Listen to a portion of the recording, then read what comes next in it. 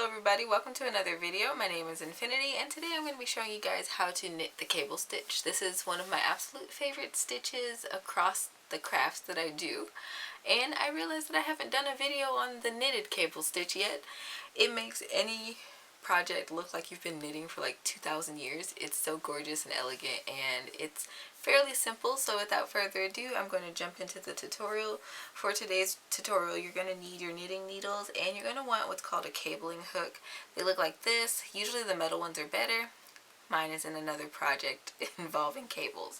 Alright, without further ado, I'm going to jump right in. Alright, to begin, for my swatch, what I did is I knitted 10 on each side. And then I purled 2 on each side, and then I started knitting in the center for my cable. The reason why I did that is because the cable stitch doesn't look all that great when you just use one continuous stitch all the way across. This comes from many failed projects and experiments. So you're going to want to make sure that you do something in here to make this pattern come forward and look more distinct like you want it to look. Alright, so for the swatch I cast on 30. And that was sufficient for that, so I'm going to do that again. So I'm just going to start with the slip knot and I'm going to cast on 30 and I'll meet you guys back when I have done that.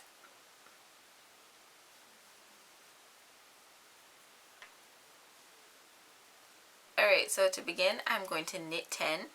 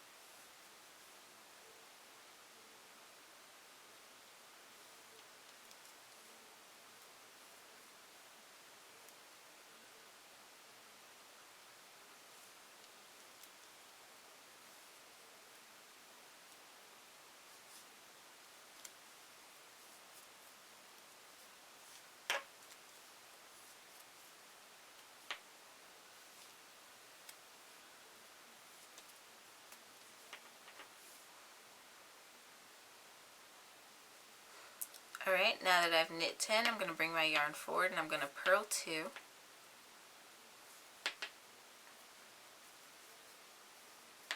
Oops.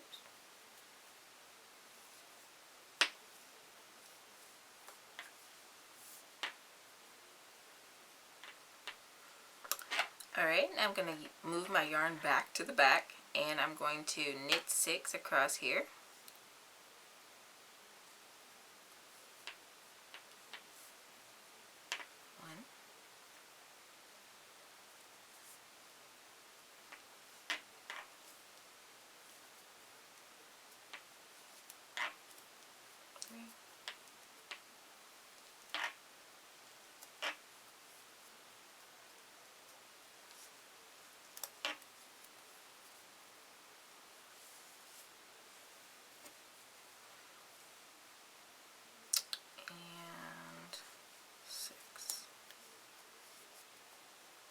Alright, now I'm going to bring my yarn forward and I'm going to purl 2 again.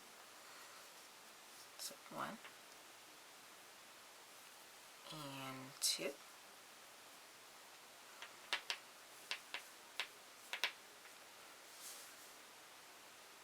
What am I doing? Alright, now I'm going to knit 10 to the end.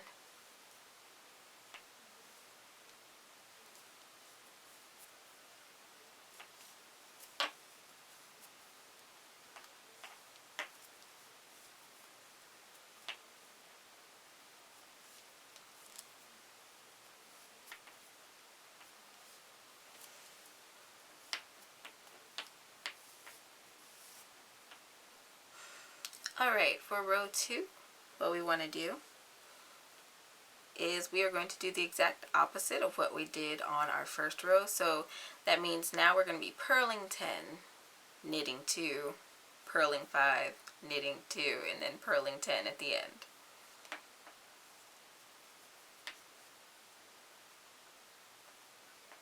Oops.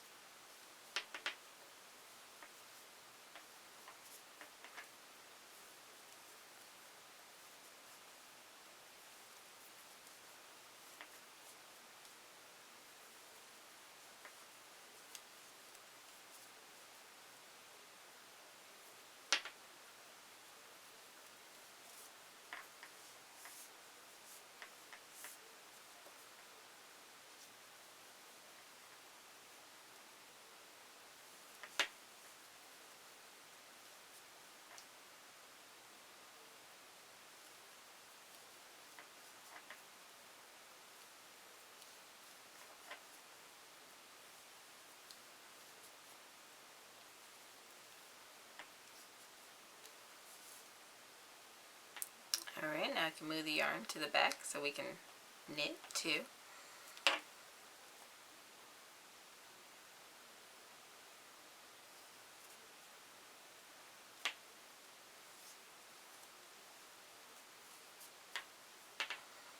Alright, I'm going to bring the yarn forward again. We're going to start purling for the next 6 stitches.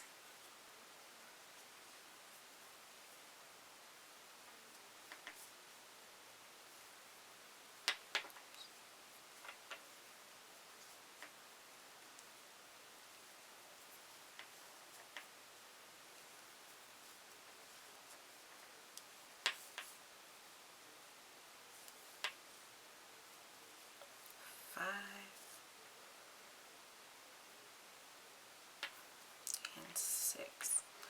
Alright, now we're going to knit 2. Going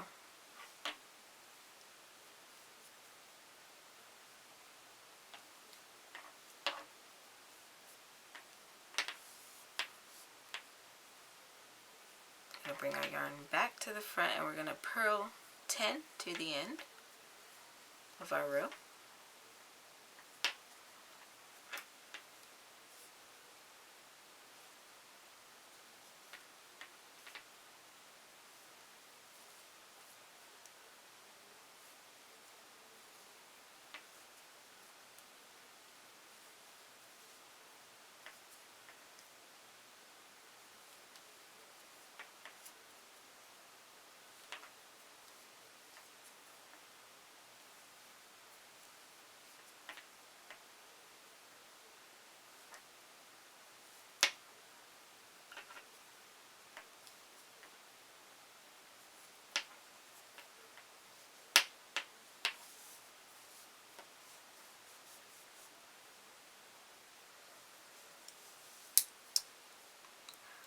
Alright, so now what we want to do is repeat rows 1 and 2 a few more times. I'm going to do that off camera and I'll meet you guys back when I am ready to show you guys how to do the twisting part of the cable. You're going to want to make sure that you are on the front side of your work, so those center 6 stitches should look like stockinette stitches. Alright guys, I'm back. This is what the front of my work looks like. I worked up a few more rows. So now what I'm going to do is I'm going to start working my pattern again all the way up to that last purl I do before I get to the center section. And I'll meet you guys back then. Alright, so here's where the magic begins. I'm going to move my yarn back to the back of my needles. So what we're going to be doing is picking off these first 3 stitches with our cable needle. And I like to take the hook and scoop them up that way. But you can do it whichever way you like. But I try to grab all 3 of those things in one little swoop. And I just pull them off of this non-working needle. Now, when it comes to cabling, you have what's called cross left and cross right. So cross left is literally having the stitches forward and crossing them left, and then cross right is where you have the cable needle to the back and the cable will cross right. So what I'm going to do is be crossing left because I think that's easier visually. So when you cross your stitches, you put your stitches on your cable needle and you drop them to whichever side you're going to drop them to. Like I said, I'm dropping mine forward. And you skip those stitches. You're going to knit the final 3 stitches of your cable.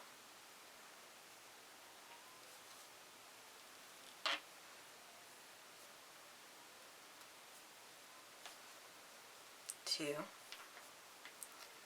3. Now this next part can be kind of tricky, and I really do like the metal ones, metal cable needles better because they glide better in my opinion. However, if you only have the plastic ones, kind of make do with what you got. So we're going to just knit these stitches off the cable needle, and it's going to seem a little tight. It's supposed to, so don't freak out. You're just going to knit like normal. 1. And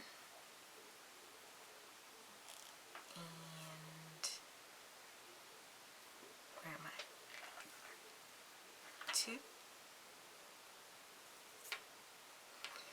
And that last one, you can kind of tug on it. I kind of tug on it. You don't have to, but it makes it looser to work into so that I can knit that last stitch. And then you can literally toss them to the side.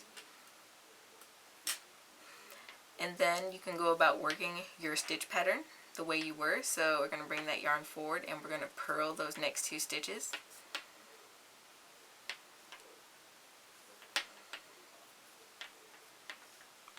1, 2, and then you're going to knit to the end. Oops.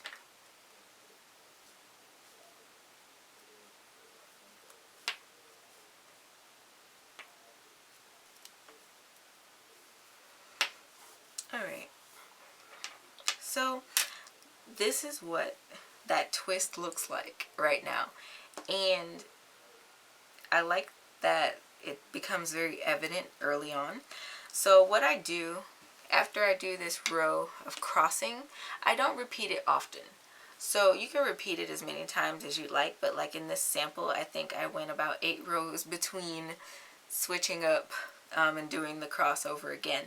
So it's totally up to you or whatever your pattern says, but I know for a lot of people when they start doing cables, they don't like doing that twist row, and it's totally understandable. So as a little cheat sheet, I guess, you don't have to repeat them very often. Like, you don't want the stretch between your cables to be too long because otherwise they'll be really loose and kind of sloppy looking. But, you know, 8 to 10 rows between cables sounds pretty good to me. Alright, so I'm going to work up a few more rows and then I'll meet you guys back to show you how my cable has developed in here. Alright, so as you can see, the crossing pattern is coming out nicely. So whenever you get ready to cable again, you would just repeat that same row. If you crossed left, then you'd cross left again, or if you crossed right, you'd cross right again. Alright, and this is how you do the cable stitch. So what you would do when you get ready to cross your rows again, whichever way you crossed the first time, you'd cross that way the second time. And when you continue to repeat your rows, you end up with a sample like the one I have here. And I've noticed it comes out really nicely on cool colors, especially like sage greens and purples. So this is why I do the tutorials in purple. I hope you guys enjoyed today's video. If so, don't forget to leave me a thumbs up. Don't forget to subscribe and hit that notification bell because I post knitting tutorials typically on Wednesdays at 9:30 a.m. CST. And you're not going to want to miss out on my future content. If you want to support the content, you can head on over to InfinitiCraftingCompany.com and check out my blogs there. Sign up for the newsletter because I'm always releasing new and exciting deals and updates regarding the brand. And until next time, guys, happy making.